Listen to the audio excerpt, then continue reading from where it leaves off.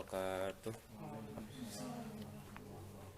Bismillah, alhamdulillah, wassalatu wassalamu ala rasulillah wa ala alihi washabihi wa mawala amma ba'du. Alhamdulillah, pada saat ini kita bisa meneruskan kembali mutolaah kitab Kaifiatus Sholat di halaman berarti 41 nya. Udah dilogatin sampai halaman 43, masih tentang kunut. Sebelumnya mari kita baca doa terlebih dahulu. Bismillahirrahmanirrahim. Nawaitu ta'alluma wa ta'lim wa tadzakkura wa tadhkir wa naf'a wal intifa' wala salata masuki bi kitabillahi wa sunnati rasulihi wa du'a ilal huda wa dilalata ala khayr ibtiqa ala ratina bil mustafa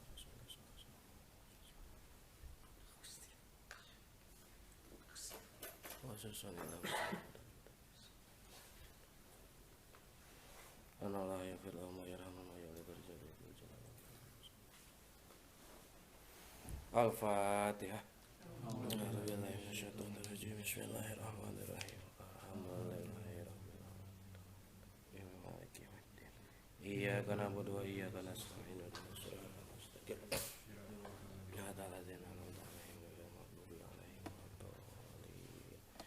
Sebelum melanjutkan, seperti biasa ada beberapa pertanyaan yang ada pada pertemuan sebelumnya. Dari Kang Jahri ya, tadi nanya masalah kalau kita sholat kemudian ada nyamuk, lalu kita memukul nyamuknya sampai berdarah gitunya, mengeluarkan darah. Nah, apakah itu membatalkan sholat atau tidak? Kalau mau dilihat lagi di dalam kitab-kitab fikih, masalah darah nyamuk itu memang ada perbedaan pendapat apakah membatalkan sholat atau tidak. Jadi bisa diperinci sebenarnya. Jadi kalau misalnya darah nyamuknya banyak, itu maka dia membatalkan sholatnya. Tapi kalau misal darahnya sedikit, letik keneh ta nyamuk teh, itu nggak apa-apa, dianggap bukan dianggap suci tapi dimaafkan najisnya gitunya. Jadi kalau misalnya ada nyamuk yang geus genut gitu tah, udah banyak darahnya, kemudian kita pukul, akhirnya darahnya yang keluar itu banyak dan mungkin berceceran, maka itu hukumnya membatalkan sholatnya. Maka nanti harus diulangi lagi dan wudhu lagi gitu, karena itu masuk ke dalam najis.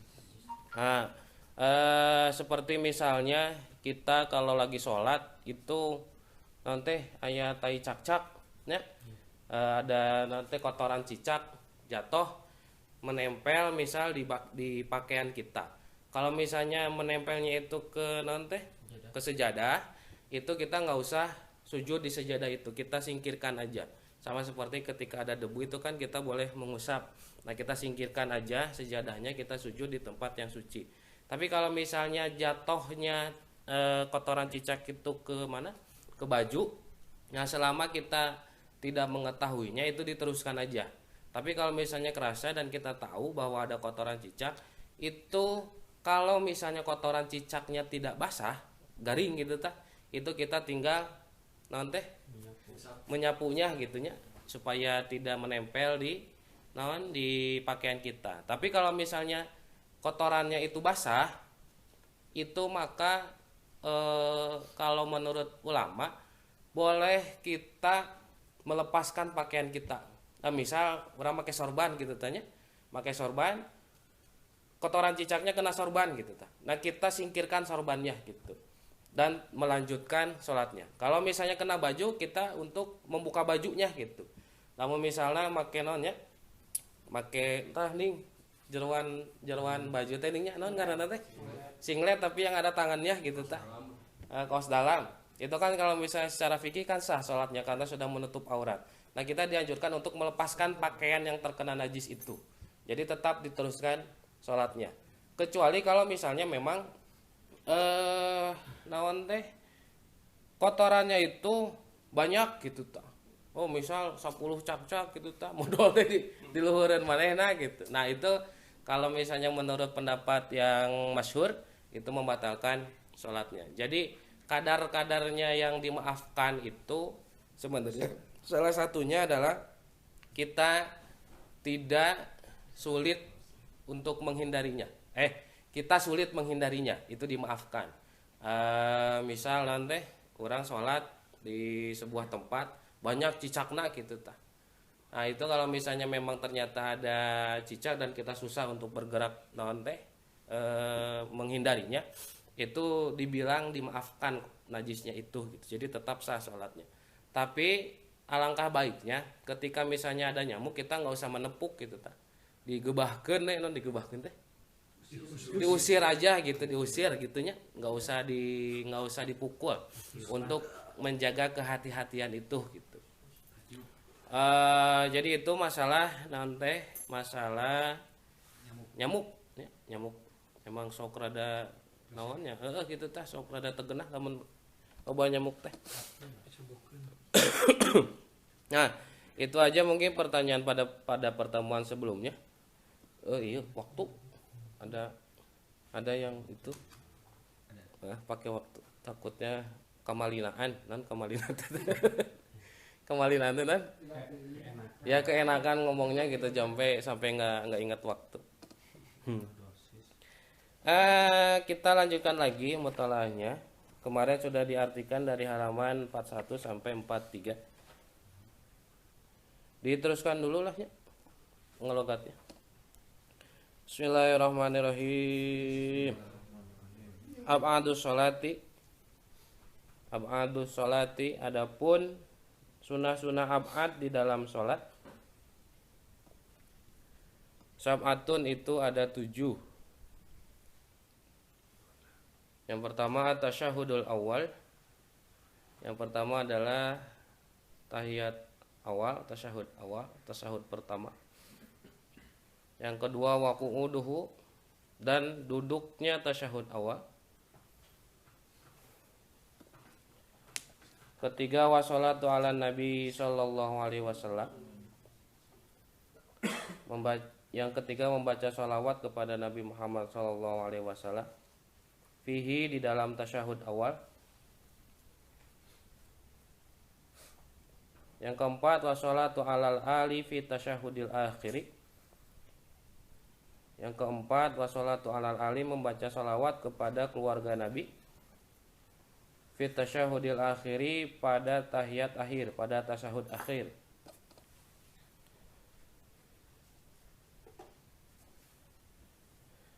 Yang kelima wal kunutu. Yang kelima adalah kunut. Yang keenam wa qiyamuhu dan berdiri di dalam kunut. Berdiri pada kunut. Dan yang ketujuh wassalatu wassalamu ala nabi sallallahu alaihi wasallam wa alihi wa sahbihi. Dan yang ketujuh membaca salawat serta salam kepada Nabi Muhammad sallallahu alaihi wasallam wa alihi dan kepada keluarga Nabi wa sahbihi dan kepada sahabat Nabi fihi di dalam kunut, pada kunut. Intaha Safinatun Najah. Wa'lam dan ketahuilah anal ab'adho bahwasannya sunah-sunah ab'ad ismun adalah nama lil arkani bagi rukun-rukun biitlaqiha dengan dimutlakannya rukun-rukun tersebut ala sunani pada hukum kesunahan. Ala sunani pada hukum kesunahan. Jadi hari dina sebagian kitab itu bukan biitlaqiha tapi faitlaquha. Sama aja sih artinya. Alladzi tujbaru yang bisa ditutupi, yang bisa ditamal.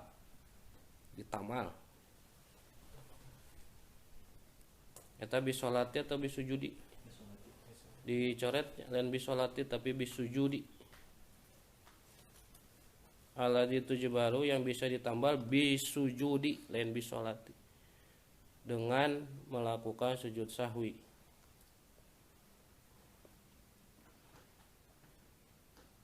Kenapa disebut ab'ad?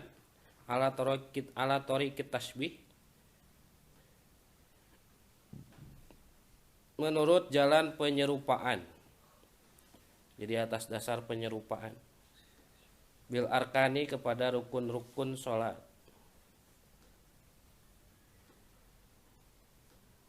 Bijami'il jabri, dengan semuanya bisa ditambal fikulin pada setiap ab'ad.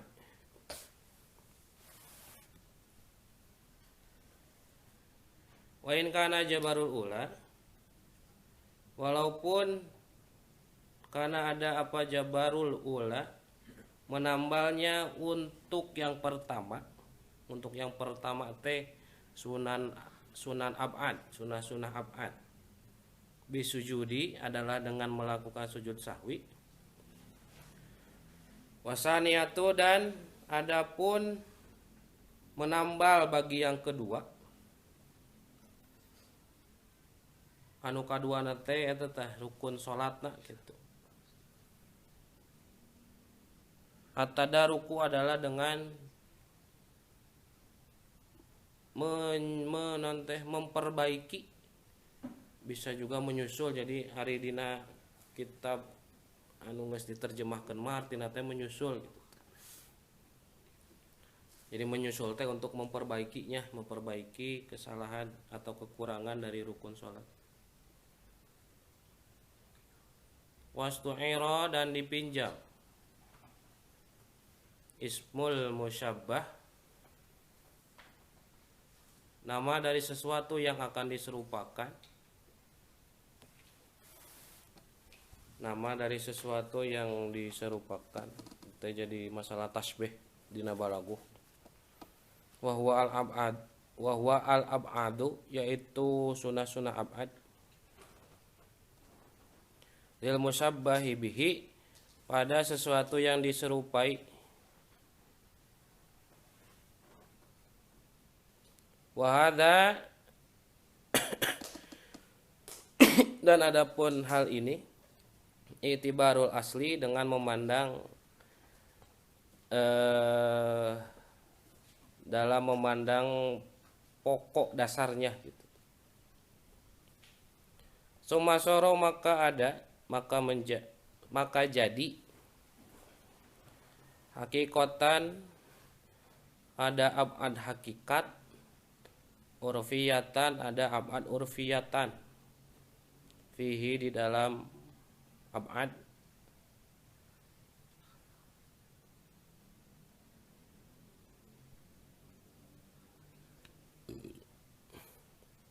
dalika, yaitu hakikat dan urfiyah. Indah Syarqawi. Qalu tasyahudul awal. Wal matlubu, dan adapun yang diminta, fihi, di dalam tahiyat awal, ma adalah perkara yajibu yang wajib, ma perkara yajibu yang wajib, fil akhiri, pada tahiyat akhir. Wala yundabu, dan tidak disunahkan, ba'dahu, setelah tahiyat akhir, as-sholatu, membaca sholawat alal ali, kepada keluarga Nabi. Bal, bahkan, kila, dikatakan, bikarohatiha, dengan dihukumi makruh terhadap sholatu alal ali, fihi, pada tahiyat awal.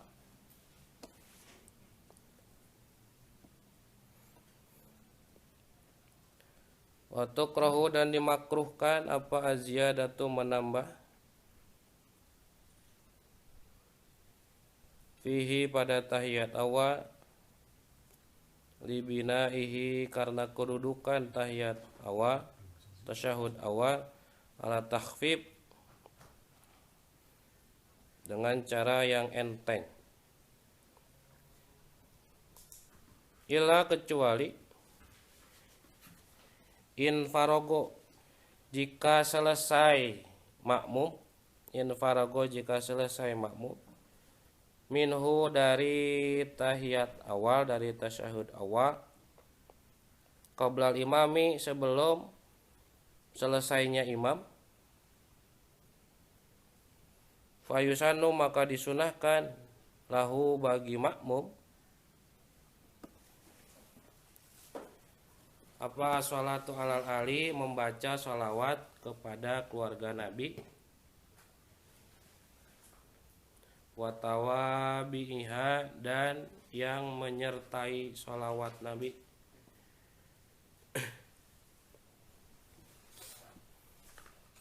Intaha al-Bajuri.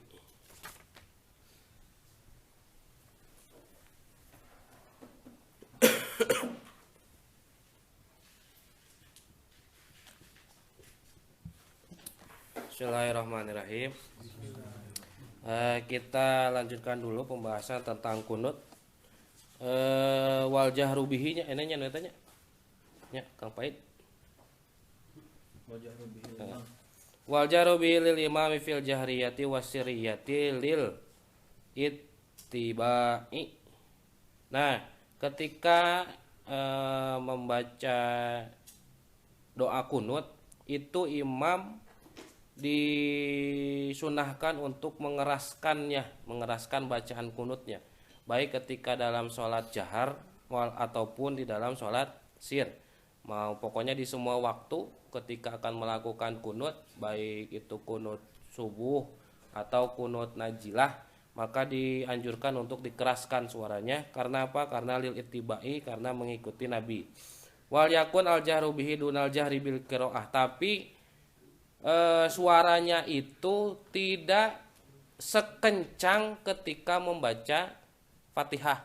Jadi tong disarwakeun misal Al-Fatihahna rada tarik gitunya, agak kencang. Nah, ketika membaca kunut itu jangan sekencang ketika membaca Fatihah. Amal munfarido tadi kan bagi imam. Sedangkan kalau misalnya untuk orang yang sholat sendiri, fayusiru bihi mutlaqan, maka ketika membaca kunut itu dianjurkan untuk membacanya secara pelan, tong ditarikeun gitu ta. Misal keur subuh salat di imah keur kunut teh bari gogowakan gitu teh kudu gitu ya. Jadi ya sekedarnya aja, yang enteng aja gitu. Bihi kepada kunut mutlaqan secara mutlak. Maksudnya secara mutlak teh mau ketika salat jahar atau salat sir. Jadi kalau misalnya imam disunahkan untuk mengeraskannya karena untuk didengar oleh makmum. Sedangkan kalau misalnya ketika sholat sendiri itu anjurannya adalah dengan dipelankan, ya, nelaunan. Wa fi nihaya yusanu al jahru li kunutin najilah mutlaqan lil imami wal munfaridi walau sirya. Tapi ada juga yang berpendapat bahwa ketika akan melakukan kunut najilah, baik dia ketika menjadi imam ataupun dia sholat sendiri, nah ada yang bilang yusanu al jahru, jadi disunahkan untuk dikeraskan, nggak apa-apa dikeraskan juga. Ada yang berpendapat seperti itu. Cuman biasanya kalau misalnya ketika kunut kalau sendiri gitu, ya nggak usah dikencangkan gitu. Walaupun misalnya ingin dikencangkan, sekiranya terdengar oleh dirinya sendiri gitu ya. Tong kalau jadi siga nu ngahudangkeun sahur gitu tah kudu. Wa taminul ma'mumi jahron idza sami'a kunuta imamihi li du'ai minhu wa min du'ai as-shalatu 'alan nabi. Nah, ketika si imam membaca doa kunut, makmum dianjurkan untuk mengamininya. Ya, amin amin gitu tah. Jadi emang dianjurkannya seperti itu. Dan salah satu doa ketika kunut di sini disebutkan wa min du'ai as-shalatu 'alan nabi. Jadi yang namanya sholawat, membaca sholawat kepada Nabi itu termasuk doa di dalam kunut, ya.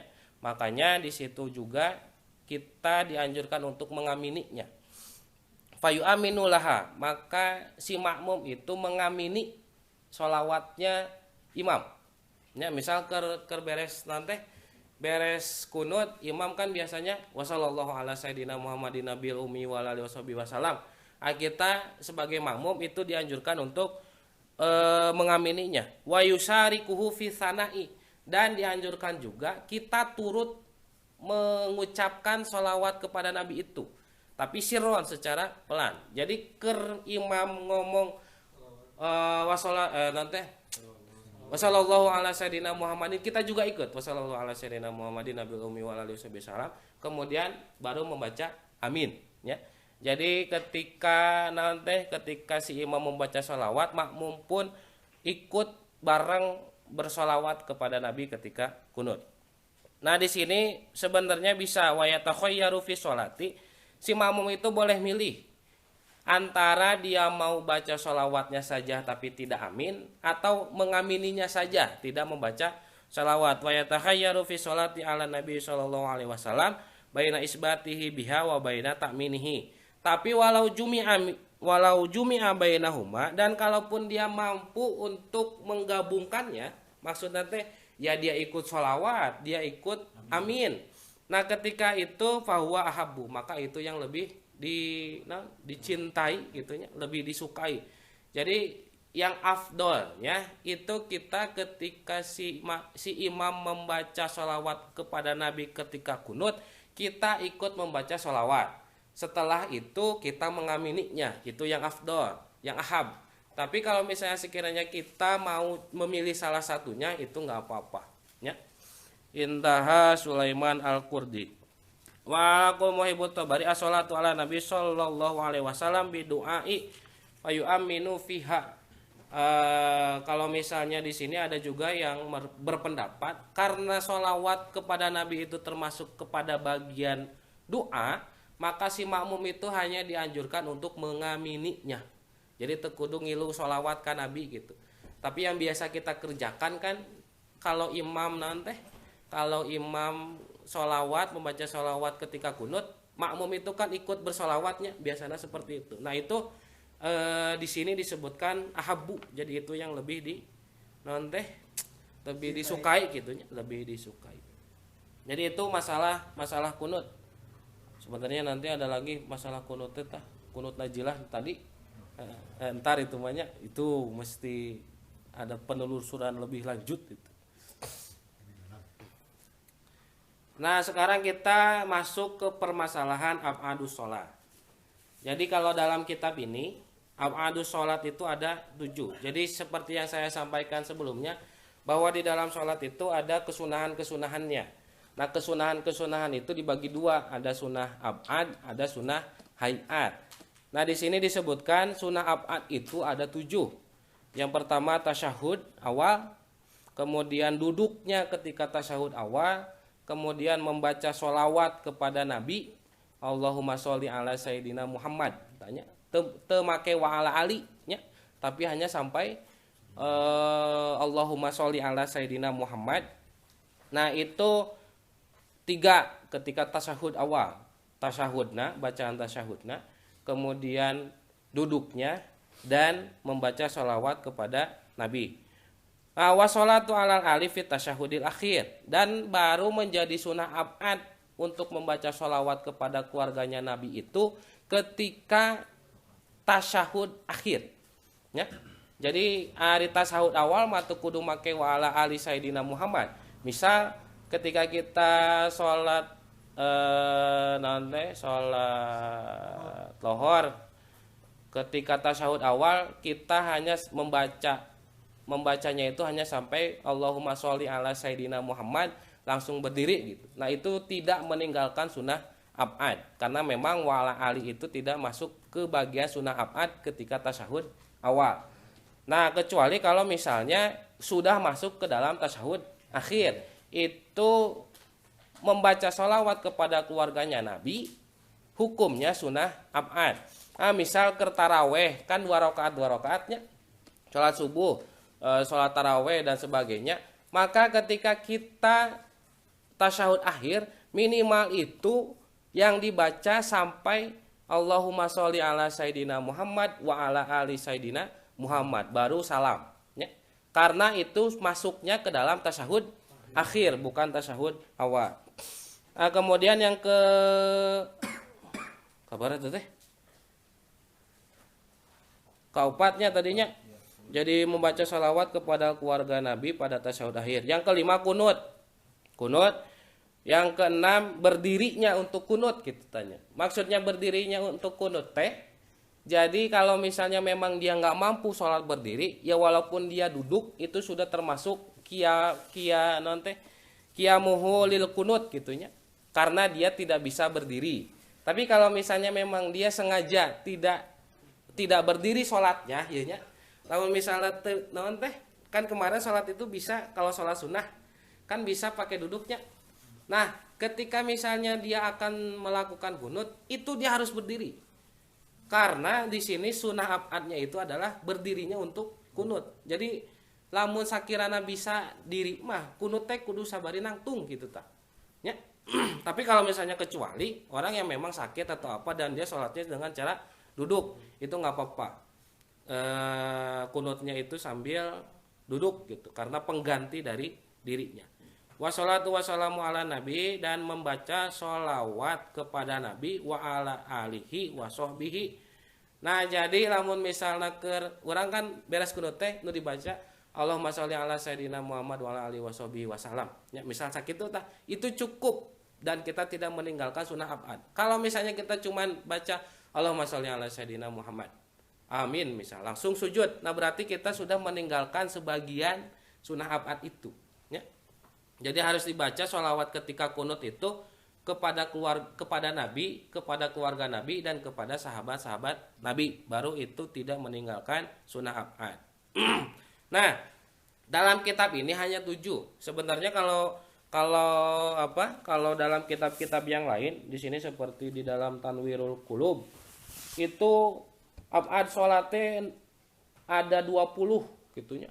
Jadi ini mah diperinci lagi sebenarnya. Seperti misalnya gini. Di sini kan tasyahud awal dan duduknya. Wassalatu ala Nabi sallallahu alaihi wasallam fihi di dalam tasyahud awal.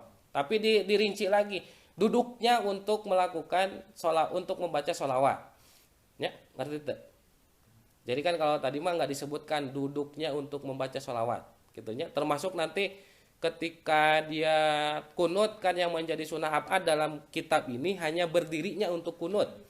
Nah, sedangkan untuk berdirinya dia untuk membaca sholawat itu tidak termasuk ke dalam sunnah abad dalam kitab ini. Dalam kitab yang lain itu disebutkan gitunya. Wassalatu ala Nabi sallallahu alaihi wasallam ba'dahu wal julusulaha. Kemudian wassalatu alal ali ba'da tasyahudil akhir wal julusulaha. Jadi posisi dia ketika membaca sunnah abad yang tadi disampaikan itu sebagian ulama dimasukkan kepada sunnah abad itu. Makanya jadi 20 gitunya. Nah daripada loba teuing udah pakai ya 7 aja ini gitu. Karena memang sebenarnya sudah mencakup dari ketujuh sunnah abad yang ada dalam kitab Kaifiyatus Shalat. Nah wa'lam anal abadu ismunil arkani bitlaqiha ala sunan alladzi tujbaru bi sholati ala tariqi tasbih bil arkan bi jami'il jabari fi kullin. Nah jadi sebenarnya kenapa ketujuh perkara tersebut itu disebut dengan sunnah abad. Jadi abad itu adalah lafadz jama dari ba'dun. Ba'dun teh sebagian gitunya. Jadi sebenarnya ketika dia masuk ke dalam bagian rukun maka dia setidaknya menyerupai dengan rukunnya. Nah, kenapa diserupakan? Karena memang ketika kita meninggalkannya itu kita harus menutupinya gitu tak. Menutupinya itu dengan apa? Dengan cara sujud sahwi. Nah, jadi sebenarnya abad teh ba'dus sholat teh gitunya ada dua. Ada abad hakikat, ada abad urfiyah. Abad hakikat itu rukun-rukun sholatnya. Jadi timimiti nanti niat takbir tanya nanti dita sumasoro hakikatan urfiyatan fihi. Jadi abad itu ada dua, ada abad hakikat, ada abad urfiyah. Abad hakikat mah rukun-rukun sholatna gitu ta. Nah sedangkan abad urfiyah sunah-sunahna ieu tah. yang bisa diganti ketika meninggalkannya itu dengan melakukan sujud sahwi.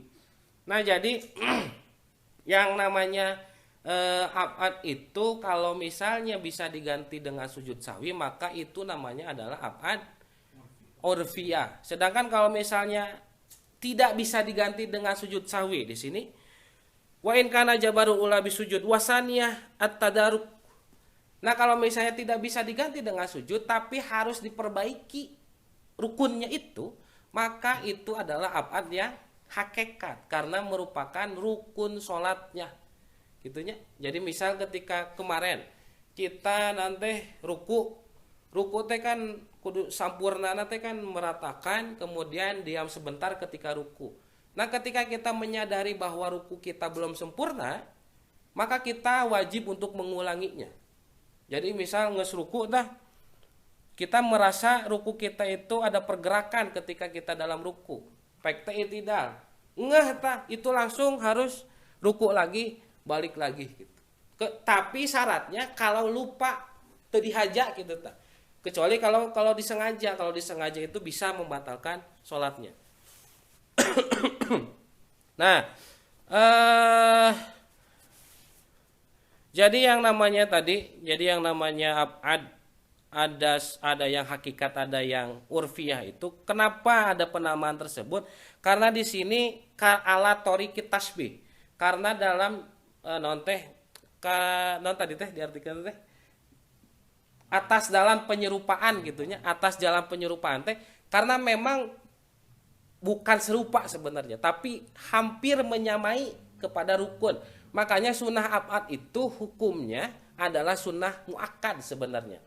Nah, kenapa jadi seperti itu? Karena ketika kita meninggalkannya, kita itu mau nggak mau harus bisa memperbaikinya. Nah, memperbaikinya itu bisa ditambal dengan sujud sahwi. Nah, makanya di sini disebutkan wasnu'i rasmul musabbah wa huwa ab'ad lil musabbah bihi. Jadi yang awalnya ab'ad itu adalah yang hakikat, cuman dipinjam penamaannya untuk menunjukkan kepada kesunahan-kesunahan yang muakkad itu gitunya.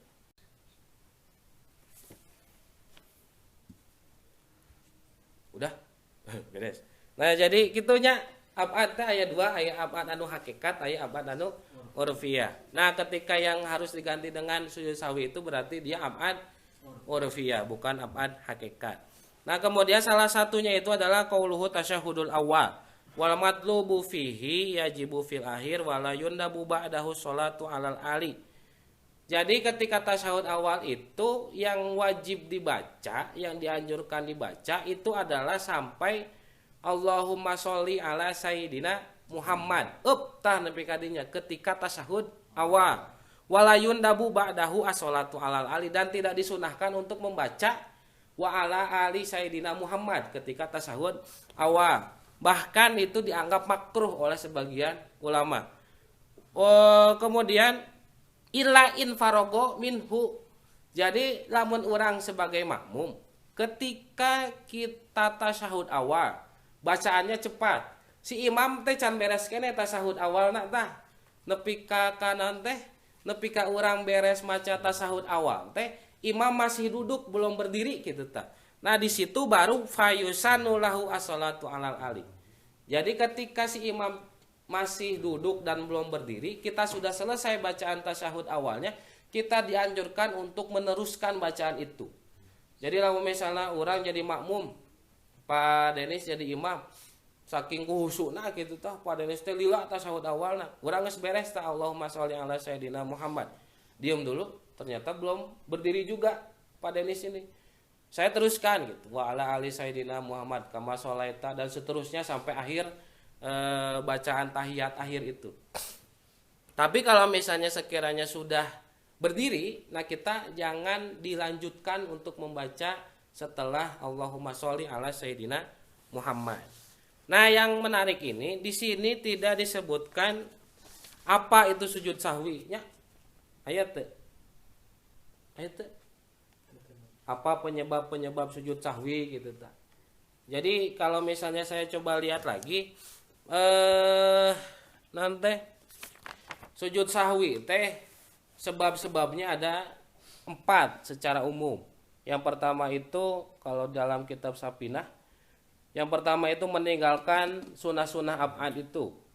Kemudian yang kedua mengerjakan perkara yang akan membatalkan sholat jika dikerjakan secara sengaja, tapi tidak membatalkan sholat kalau tidak sengaja. Contoh nanti seperti kata twili ruknin kosirin. Jadi kan seperti yang disampaikan pada sebelumnya, i'tidal dan duduk antara dua sujud itu kita tidak boleh untuk melamakannya. Nah, secara tidak sadar kita melamakannya itu. Nah, itu termasuk ke dalam fi'lu ma yubtilu amduhu wala yubtilu sahwuhu. Nah, jadi pokoknya mengerjakan sesuatu yang sekiranya akan membatalkan sholat jika dikerjakan dengan sengaja.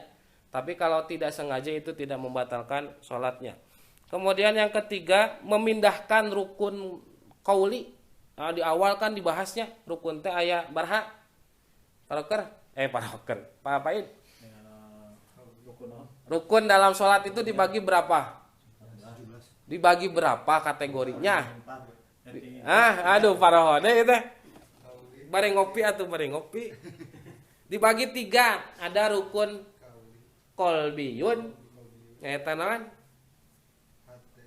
Niat. Ada juga rukun kauliyun seperti baca Fatihah dan sebagainya. Ada juga rukun fi'liyun yang dikerjakan gitu. Nah, di sini yang menyebabkan kita harus sujud sahwi adalah memindahkan rukun kauli. Misal keur tunuh gitu tah. Tunuh salat subuh. Keur tasahud akhir teh kalakah maca surat Fatihah gitu tah. Masuknya gitu nya. Jadi lamun keur malaweng keur naon gitu tah. Oh keur loba pikiran gitu arek kawin arek kitu tah Pak Iman kade gagal fokus gitu tah. Jadi pas lagi tasahud akhir teh kalakah maca Fatihah gitu tah. Kan harusnya bukan baca Fatihah karena baca Fatihah itu adalah ketika dia berdiri bukan ketika dia duduk apalagi ketika tasahud awal. Nah, ketika itu maka kita dianjurkan untuk melakukan sujud sahwi, dianjurkan, lain diwajibkan ya. Kemudian yang keempat, iqa'u ruknin fi'liyin ma'ahtimal ziyadah. Jadi kita mengerjakan suatu rukun fi'liyun tapi ada kemungkinan ditambahkan. Seperti kemarin contohnya itu adalah kita sholat bingung rokaat kabaraha gitu ta.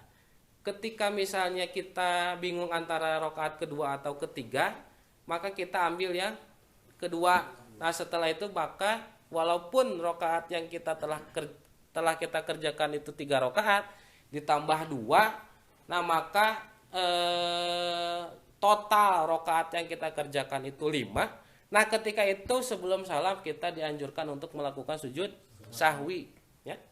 Nah, ada juga yang menambahkannya jadi 5. Kalau misalnya tadi disebutkan meninggalkan nanti sunnah-sunnah ab'ad, ada juga ulama yang berpendapat bahwa kita bimbang antara sudah mengerjakan sunnah ab'ad atau belum, itu kita dianjurkan untuk sujud sahwi. Kalau tadi kan memang jelas gitunya kita meninggalkan kunut misal.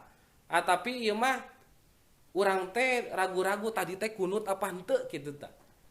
Jadi antara iya dan tidak gitu. Nah, ketika kita bimbang apakah sudah meninggalkan sunnah ab'ad atau belum, maka pada waktu itu kita dianjurkan untuk melakukan sujud sahwi. Nah, jadi sebab-sebab sujud sahwi itu ada 4 secara umum, tapi ditambahkan 5 dengan keraguan-raguan seseorang apakah dia telah melakukan sunnah ab'ad atau belum.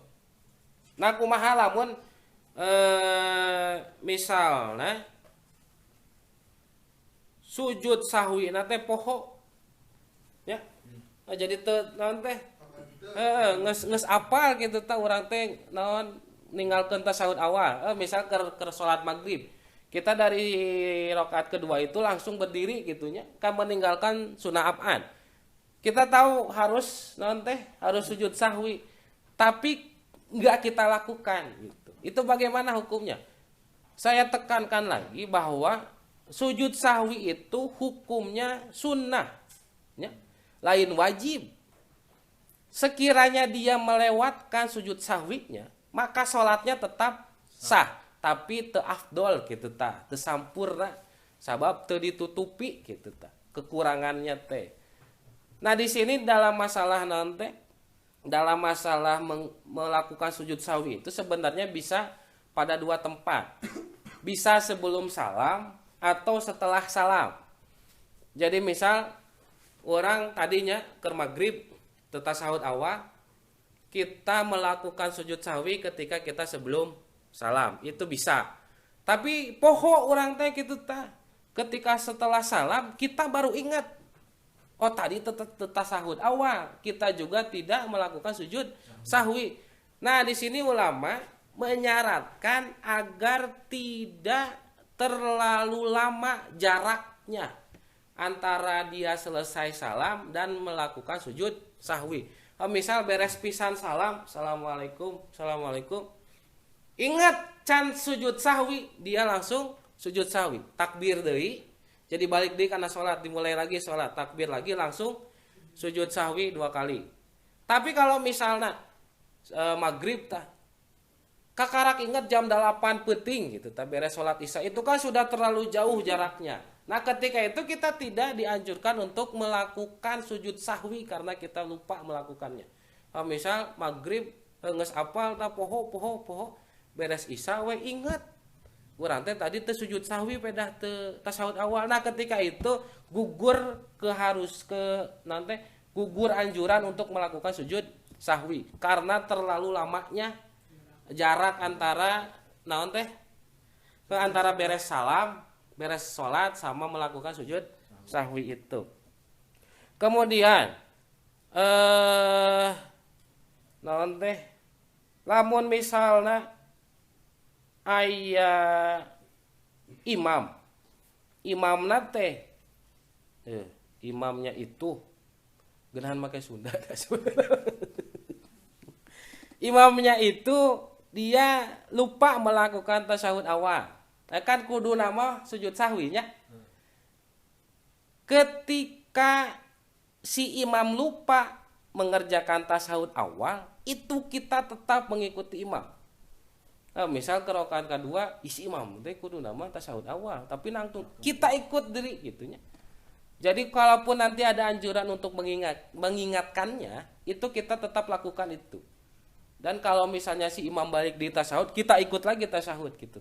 Tapi kalau imam diteruskan sholatnya, kita ikutin aja terus gitu. Nah kecuali. Dan kalau misalnya ketika sebelum salam si imam tidak melakukan sujud sahwi, kita dianjurkan untuk melakukan sujud sahwi. Si imam beres salam, nah kita sebelum salam dianjurkan untuk melakukan sujud sahwi. Poho urang oge gitu ta. Ingat tidak lama setelah selesai sholat, maka kita tetap kembali lagi untuk melakukan sujud sahwi. Yang pasti jaraknya tidak terlalu tidak terlalu lama gitunya.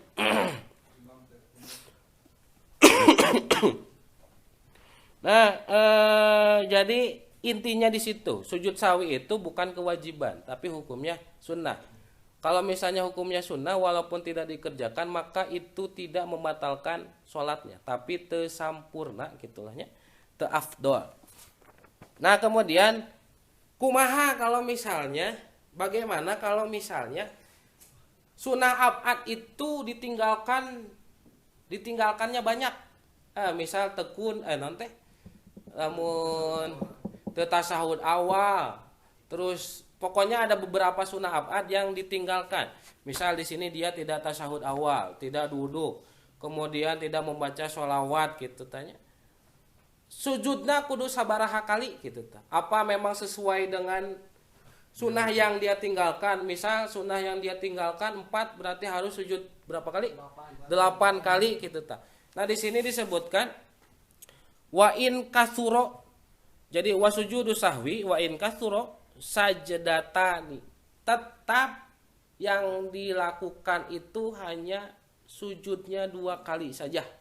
Arek sabar haloba nu ditinggalkeunna tetap sujudnya hanya 2 kali. Tong dileuwih-leuwihkeun gitu ta.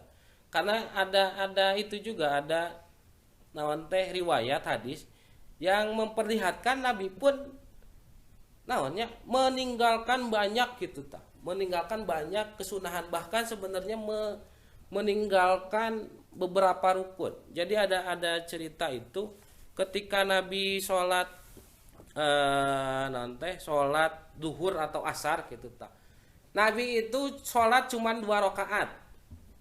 Ini riwayat hadisnya itu dari Abu Hurairah dan muttafaq alaih. Jadi Nabi itu sholat cuman 2 rakaat ketika sholat zuhur. Makmum para sahabat mengikuti Nabi. Nabi salam yang ngilu salam we gitu ta. Teu wani atuh arek neguar Nabi mah nya heuh. Siga urang misal keur sholat jeung ajengan, kira-kira ari santri wani teu tah nanya gitu tah ka ajengan atau ngoreksi ka ajengan kan teu wani gitu tah. Caricing. Non caricing teh. Pada diam gitunya para sahabat teh. Dan sambil bingung gitu ta. Ini ieu teh salat kumaha gitu. Salat duhur kan kuduna 4 rakaat tapi Nabi kan 2 rakaat gitu. Dibejakeun dibewarakeun kana sejen. Nah, naon dibewarakeun teh dikabarkan kepada yang lain. Ieu salat duhur geus dikosar ku Nabi gitu ta. Ketika pada waktu itu ada sahabat naonnya ngaranna teh ari Culangung mah Culangung gitu ta, wawanian nanya gitu ta. Nekat gitu lah, nekat nanya ke Nabi gitu. Ya Nabi, sholat duhur teh apakah memang engkau lupa mengerjakannya? Jadi hanya 2 rakaat atau memang sholat duhur teh geus dikosar gitu ta. Sudah dipotong sesuai wahyu gitu ta. Jadi kan baheula nama 4 rakaat, pek teh Nabi ngan sholat 2 rakaat. Sahabat teh punya pemikiran, oh mungkin Jibril turun ketika beliau sholat dan menyatakan duhur mah ayeuna 2 rakaat gitu ta. Ada bayangan seperti itu. Daripada salah akhirnya ada sahabat yang nekat. Kalau disebutkan itu Dzul Yadain. Ngaran sahabat nanti. Dzul Yadain teh naonnya Lakob. Lakob teh mempunyai 2 tangan, jadi leungeunna teh panjang gitu, tidak seperti biasanya. Nah, jadi naonnya naon Lakob teh ari ayeuna mah lain, naon teh sebutan. Nah, naon teh julukan gitu tah. Heuh kan ayeuna mah aya nya loba julukan teh. Si genut, si itu, si ieu gitu tah. Ya itu pada zaman Nabi juga ada gitu ya seperti itu. Jadi Dzul Yadain itu tangannya panjang gitu ta. Dia nekat bertanya kepada Nabi, apakah engkau lupa atau non teh memang duhur teh geus diskon rakaatna gitu ta. Nabi dah meureun bukan sahabat yang dekat sekali dengan Nabi, lain Abu Bakar nu ngomong teh gitu, lain Umar. Kada teu wani ta Abu Bakar jeung Umar mah gitu arek ngomong ka Nabi teh arek ngoreksi ka Nabi. Ieu aya nu Culangung hiji gitu tah. Dzul Yadain nanya nekat kepada Nabi. Akhirnya Nabi merasa saya tidak lupa dan saya tidak mengkosar salatnya. Itu jawaban pertama Nabi atas pertanyaan Dzul Yadain. Akhirnya karena meureun bimbang Nabi teh, beliau langsung berdiri dan bertanya kepada seluruh sahabat yang ada di masjid. Apakah benar yang dikatakan oleh Dzul Yadain? Benar. Nah, ketika sudah dijawab oleh sahabat semua, akhirnya Nabi kembali sholat. Kan kuduna 4 rakaatnya, Nabi teh ngan 2 rakaat sholat zuhur teh. Nabi balik lagi ke tempat sholatnya, bertakbir lagi dan sholat lagi 2 rakaat. Jadi geus diselang heula tah. Wah, geus ngobrol-ngobrol heula gitu tah. Geus ngopi, geus naon gitu tah. Habis itu Nabi sholat lagi 2 rakaat. Sebelum selesai salam, Nabi melakukan 2 kali sujud. Nah itu sejarah pertama kali adanya sujud sahwi.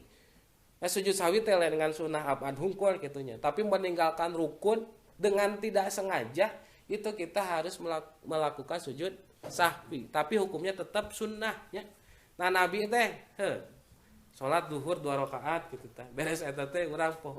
Tadi teh kakarek 2 rakaat, sholat lagi kita gitu nya. Sholat lagi 2 rakaat gitu. Kalau misalnya mau 4 rakaat silahkan, tapi Nabi yang dipraktekkan oleh Nabi itu hanya menyempurnakan rakaat, jadi ngan 2 rakaat deui gitu tah salat Nabi itu, tapi ditujukan untuk menyempurnakan salat nanti salat duhurnya gitu nya. Nah itu masalah kurang Nabi. Jadi masalah-masalah seperti ini, masalah-masalah basyariah seperti ini memang menunjukkan bahwa Nabi itu bukan Tuhan. Nabi itu manusia kan, ayahnya kalau dalam agama lain kan menyebutkan salah seorang nabi itu sebagai Tuhan, ya, Tuhan anak gitu. Nah, sedangkan dalam kejadian cerita-cerita kisah-kisah seperti ini menunjukkan bahwa nabi juga manusia yang suka lupa gitu. Nah, bahkan kadang-kadang nabi oge pernah kejadian nabi itu sholat duhur nate 5 rakaat. Jadi tengan dikurang dileuwihkeun oge pernah gitu. Nah, nabi ketika melaksanakan sholat sholat duhurnya 5 rakaat ditanya gitu ta, azida fi sholah, apakah kamu sudah menambahkan pada rakaat sholat duhur gitu ta. Kemudian nabi menjawab, apakah benar? Iya, engkau telah melakukan sholat 5 rakaat ketika duhur. Nah ketika itu Nabi kembali melakukan takbir, langsung sujud 2 kali, kemudian salam. Nah, jadi dasar tadinya, jadi kalau tidak terlalu jauh jarak antara salam dan sujud sahwi itu diperbolehkan. Dasarnya adalah hadis ini. Karena Nabi ketika sholat zuhur 5 rakaat, kemudian diingatkan oleh sahabat, Nabi langsung takbir lagi, kemudian sujud sahwi dan salam gitu tanya. Jadi kita boleh sebelum salam kita sujud sahwi, kemudian salam, atau setelah salam kita baru ingat dan jaraknya tidak terlalu jauh baru kita melakukan sujud sahwi gitu tanya. Dan bahkan Nabi pun pernah gitu tadi kan mengurangi rakaat, terus yang barusan menambah rakaat. Ada juga Nabi nggak tasahud awal, jadi 4 rakaat Nabi teh nanti rakaat kedua teh tidak tasahud awal tapi langsung berdiri lagi gitu. Si makmum teh ngilukeun Nabi gitu ta. Ngilukeun Nabi nggak tasahud ya nggak tasahud, ikut. Karena nanti dalam bab salat jamaah itu kewajiban makmum secara mutlak harus mengikuti imamnya gitu ta. Arek manehna salah, arek imamna salah, arek imamna benar, pokoknya nama diturutkeun gitu tadi diikuti oleh makmum. Nah Nabi juga pernah nggak tasahud awal. Dan Nabi ketika sholat seperti itu dan Nabi ingat, Nabi sebelum salamnya melakukan sujud sahwi dulu. Nah jadi seperti itu masalah sujud sahwi. Jadi intinya sujud sahwi itu hukumnya sunnah. Ketika tidak dikerjakan maka tidak membatalkan sholatnya, tetap sah sholatnya, cuman tidak afdol. Yang bisa menyebabkan seseorang dianjurkan untuk melakukan sujud sahwi tadi ada 4 perkara dan bahkan ditambahkan menjadi 5 perkara. Mungkin itu saja nya. Udah cukup nya. Mungkin itu saja untuk pertemuan pada malam hari ini. Kalau misalnya ada pertanyaan silahkan ditanyakan. Kalau ada koreksi silahkan. Suaranya kurang kencang. Capek. Kurang tariknya. Oh, di ansor ya. Nanti boleh di review lah ya di channel YouTube Al-Masturiah, nanti bisa dilihat lagi. Boleh bertanya juga di situ di channel YouTube atau di Facebook, di Ansor atau di IG Al-Masturiah. Sekian dari saya untuk pertemuan malam hari ini. Kurang lebihnya mohon dimaafkan. Wallahul muwaffiq ila aqwamit thoriq. Wa'alaikum minkum. Assalamualaikum warahmatullahi wabarakatuh. Waalaikumsalam warahmatullahi wabarakatuh. Subhanallah. Ustaz.